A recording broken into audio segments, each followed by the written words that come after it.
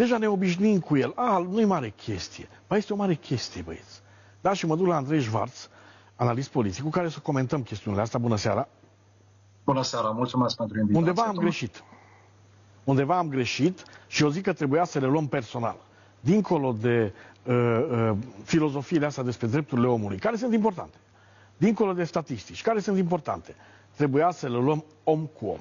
Să explicăm unui om, eu așa mă gândesc, uite-te la copilul tău, are 3 ani, uai ce drăgălaș, începe să vorbească, să-mi pună întrebări, gândește că poate sute de mii de astfel de copii au fost trimiși în camere de gazare. Și aici trebuie să spun chestia aia care se spune de la CNA, aceste detalii vă pot afecta emoțional, dar eu sper să vă trezească pe toți cei care vă uitați acum la realitate. Pentru că până la urmă va trebui să vorbim despre drama unor oameni care chiar au existat. Nu niște nume sau niște statistici în cartea de istorie sau mai știu eu ce analize. Am greșit? Pe mine mă întrebați? Da.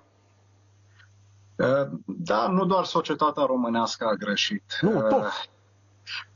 Cu toții, din păcate. Și vedem asta foarte bine după 7 octombrie. Dacă mai era nevoie ca cineva să înțeleagă cât de mult s-a greșit, și oamenii care au avut impresia că da, filmele despre Holocaust, lista lui Schindler, serialul acela Holocaust și atâtea altele au avut vreun impact, ne dăm seama că nu e așa. Au trecut 80 de ani de la eliberarea întâmplătoare a lagărului de la Auschwitz de către armata sovietică care mergea spre Berlin și captura teritoriile anterior stăpânite și unde distruseseră atâtea destine și vieți naziștii, dar întâmplător au trecut și pe acolo.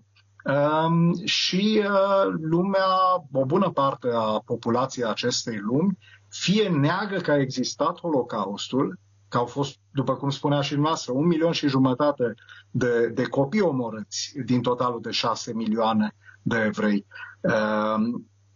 Deci o parte a societății neagă că a existat Holocaustul, la fel precum îți neagă, ce știu, aselenizarea, da? Da. Știți ce am pus pe ecran acum? Am pus poza, mi-ați trimis-o astăzi și vă mulțumesc pentru ea, a lui Moshe Ridler. Da. Un supraviețuitor al Holocaustului, care a fost ucis în 7 octombrie 2023. Știți de ce am pus-o? Pentru că este atât de trist puntea asta peste timp și ne dăm seama că n-am învățat nimic și nu că ne apucăm noi acum să mai facem Holocaustul sau de asta, ci că pur și simplu nu amendăm așa cum ar fi trebuit și noi, populația civilă, să zicem, și instituțiile naționale, internaționale, nu mai amendează, sunt inerte sau paralizate în fața antisemitismului. Așa este, așa este. În primul rând, în timpul comunismului, să aducem aminte tuturor, în timpul comunismului a fost ștearsă această întâmplare. Faptul că au fost omorâți 6 milioane de evrei a fost șters din istorie, din istoriografie. Și atunci, după Revoluție, atunci când a început să se predea un pic, să se mai afle despre Holocaust și mai ales despre responsabilitatea unor români, în speța a legionarilor, pentru pogromuri precum cele de la București și Iași, dar chiar și a armatei române și a instituțiilor statului român antonescian, pentru deportările în Transnistria, pentru trenurile morții, pentru pogromul de la Iași și așa mai departe, s-a întâmplat că oamenii au reacționat prin disonanță cognitivă. Acel fenomen în care atunci când ești confruntat cu o realitate dură, cu care nu ai mai avut până atunci de a face, te aperi. Instinctul este, mai ales te gândești că bunicii tăi au comis acele fapte, reacția este nu s-a putut întâmpla asta, e o minciună totul. Sau au fost alții de vină. Au fost alții de vină, primesc comentarii de genul, am pus în seara asta unde am greșit, pe YouTube am pus unde am greșit cu antisemitismul și am primit un comentariu, am pomenit de pogromul de la Iași și o să pomenim imediat. Și am primit un comentariu de genul, dom'le, dar acolo nu a fost români, a fost un plan al nemților. Adică e incredibilă mișcarea asta și nu, a fost curățarea teritoriului. Da, făcută între ghilimele, a fost programul lui Antonescu. împreună cu armata română din acele vremuri. Da. Nimeni nu acuză românii din ziua de astăzi. Scuți în anii 50, 80, 90, 2000 și așa mai departe. Nimeni nu-i acuză pe aceștia pentru crimele comise de unii dintre bunicii cetățenilor români de astăzi. La fel cum nu se întâmplă în cazul maghiarilor, al germanilor, al ucrainienilor, și atâtora și atâtora. Responsabilitatea este individuală, tocmai din iudaism provine acest concept că responsabilitatea pentru viața noastră, pentru modul cum ne-o ducem cu bune și cu rele, este individuală și vina nu se transmite asupra viitoarelor.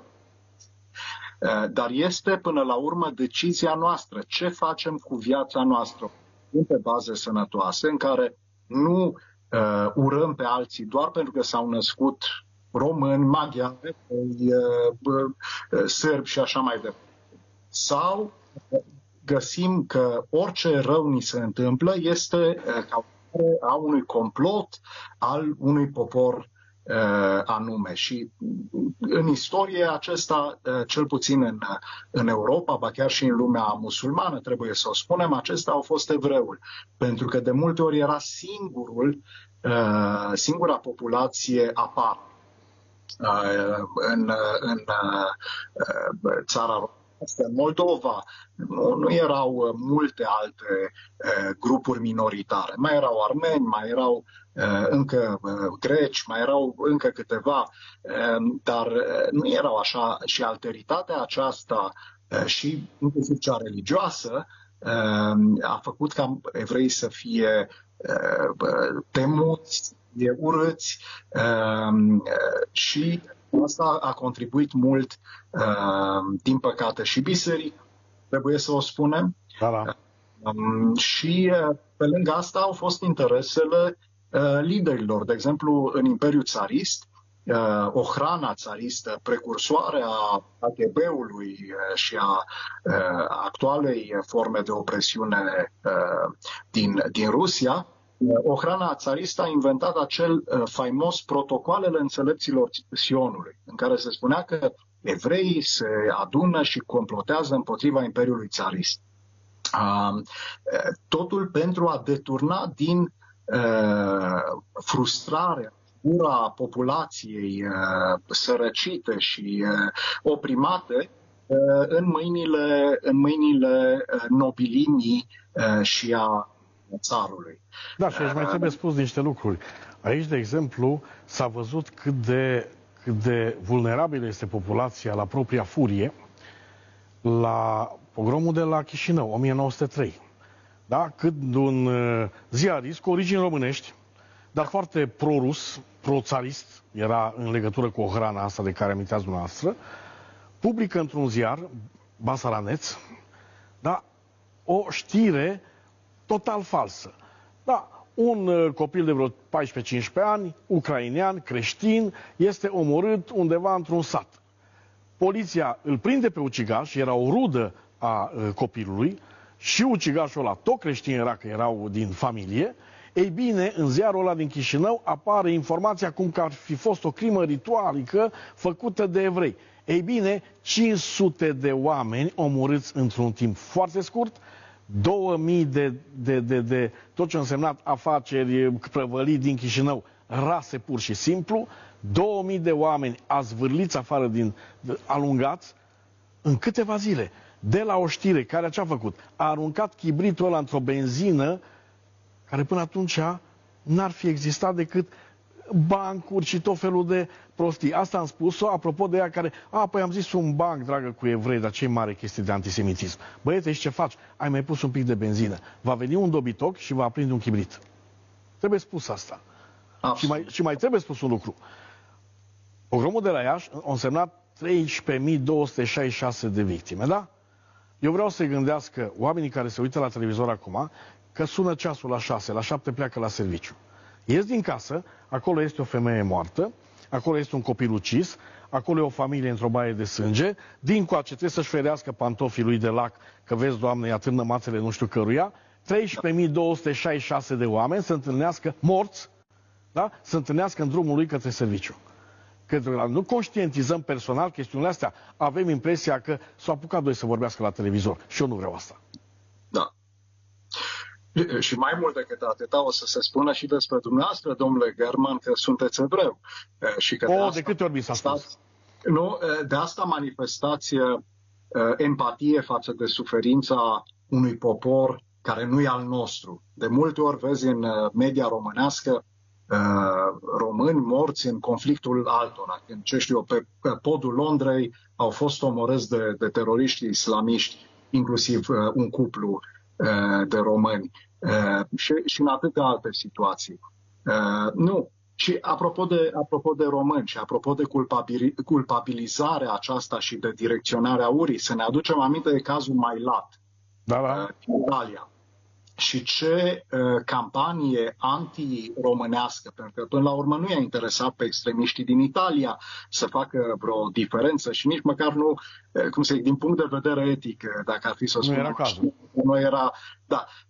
Nu, au făcut o campanie a URI împotriva românilor, în așa fel încât au fost atacați români care lucrau în modul cel mai cinstit și își trăiau viața prin Italia.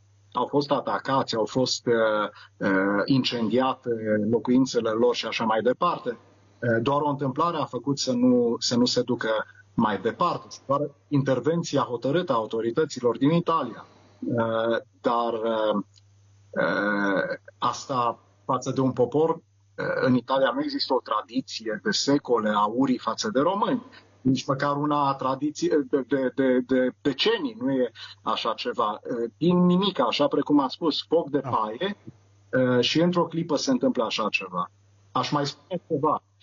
Nu exista o tradiție în ultimele zeci de ani de la Holodomor a urii rușilor împotriva ucrainienilor. Și totul, regimul de la Kremlin a făcut ca prin propagandă, în interval de câțiva ani, să facă ca mulți ruși, mult prea mulți cetățeni obișnuiți ai Rusiei, să urască ceea ce fusese până în acel moment denumit poporul frate ucrainean și să justifice într-un fel sau altul omorârea ucrainienilor, a bebelușilor ucrainieni, a bătrânilor și așa mai departe.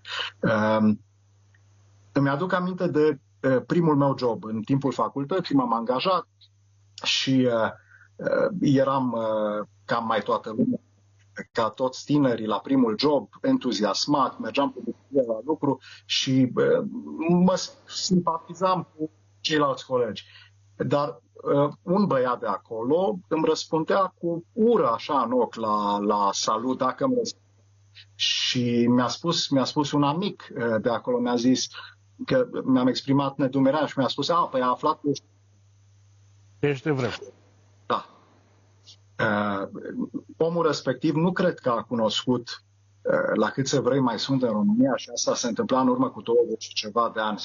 Erau 10.000 din România. Nu știu dacă a apucat omul respectiv să interacționeze măcar cu un evreu. Să aibă un protest, un medic, un vecin cu care să se joace pe stradă. Nu cred. Totul din ura aceasta produsă în diverse locuri și cu diverse intenții de a manipula opinia publică. Mult vine din istorie, de la naziști, da, de la legionari, mult vine și de la Moscova, după cum am văzut și prin arestarea unui cuplu din Republica Moldova la Paris, care desena svastici acum după octombrie 2023, pentru a pune foc și mai mult, și paie pe foc și mai mult. Și cel mai șocant de German, din punctul meu de vedere, nu este antisemitul acela clasic, care ne urăște pe toți evrei, de la cel care se naște acum până la acest supraviețuitor care a fost omorât la 7 octombrie în Israel. Și sunt convins că sunt atâția care s-au bucurat să vadă, inclusiv în Europa, inclusiv în România. Mai șocant, care plâng pentru evrei omorâți acum 80 și ceva de ani, în timpul Holocaustului, dar găsesc justificări pentru uciderea altor evrei în urmă cu 15 luni. Da. Și am încheiat cu asta această intervenție. să nu credeți că marea majoritate a călăilor din timpul perioadei legionare și a Holocaustului n-au crezut că fac o muncă sfântă, că ei de fapt salvează poporul de răul pe care îl produce evrei. Nu au fost mulți cei care au crezut că fac un lucru rău omorând bebeluși evrei. Nu au considerat că fac un lucru logic și că în acest fel fac un lucru bun. La fel, astăzi o mulțime de oameni care spun nu, evreii oprimă pe arabi, comit un genocid, mai spun alții, ciudat, pentru că populația palestiniană a crescut exponențial dintotdeauna și nici acum, în perioada aceasta groază de război, nu este un spor negativ. Dar sunt atâția care justifică omorârea lui Moshe Ridler acum, în octombrie 2023, dar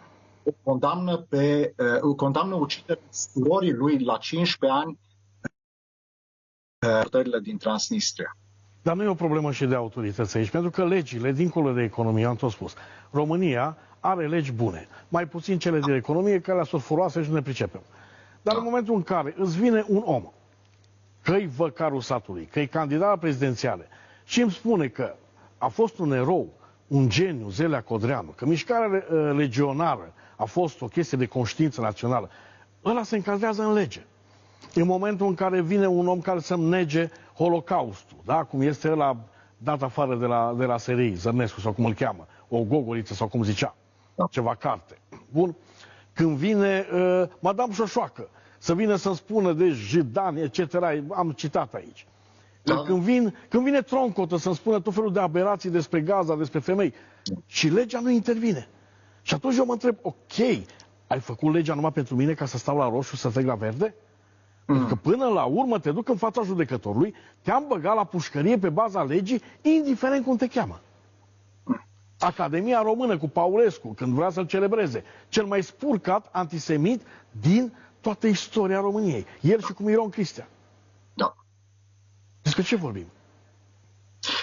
Nu cunosc nici judecătorii noștri, nici magistrații, nu au făcut la istorie nimic despre Holocaust. Sau dacă au făcut-o cu profesori de istorie care erau ei insuflați de antisemitism și de negarea Holocaustului sau de celebrarea, mai rău, a celor întâmplate în timpul Holocaustului și găseau justificare pentru asta.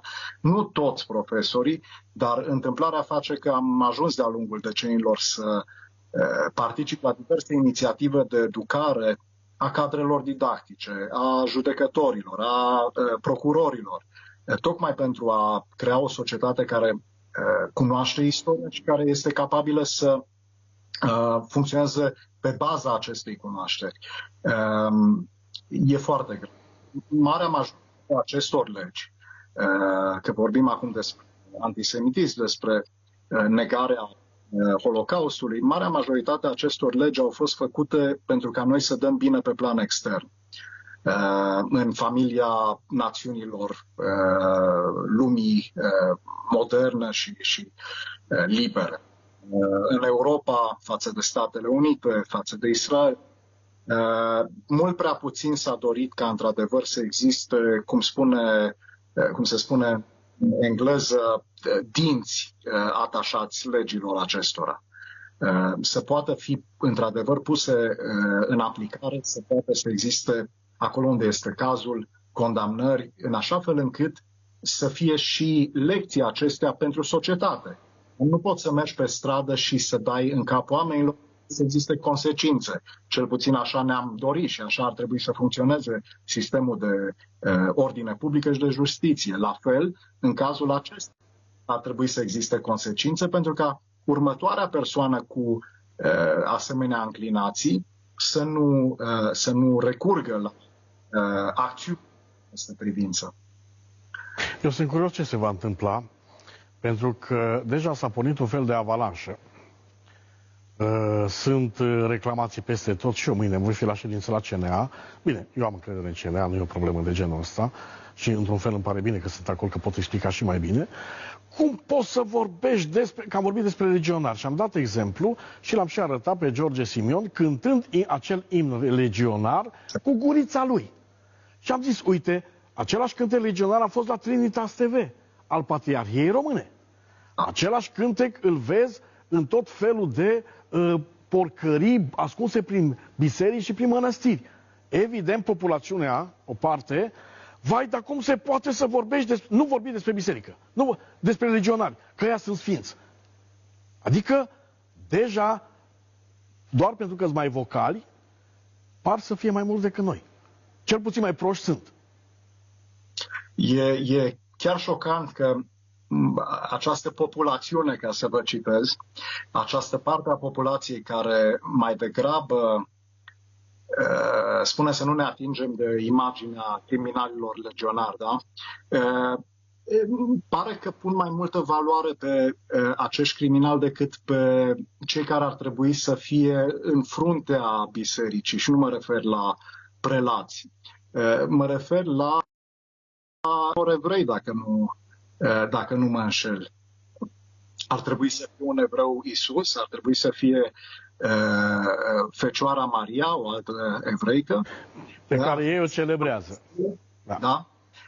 Pare că acești oameni uită atunci când le este convenabil, atunci când creierul le dictează, ca să există o coerență logică, pare să, uită că de fapt vorbim despre evrei și îi urăsc. Exact pe cei. Da. Musai să terminăm, mi se spune din regie. Eu aș vrea foarte mult să mai ducem discuția asta, dacă sunteți de acord, și mâine seară, pentru că vreau neapărat să vorbim despre asta. Dacă nu vorbim acum, se vor naște copiii noștri cu limba ruptă. Și istoria amendează chestiunea asta. Mulțumesc tare mult. Asta vreau să le mai spun tuturor. Aș fi vrut ca antisemiții să vadă filmările alea care n-au putut fi date publicității din 7 octombrie. Să vadă ce înseamnă ura. Sănătate!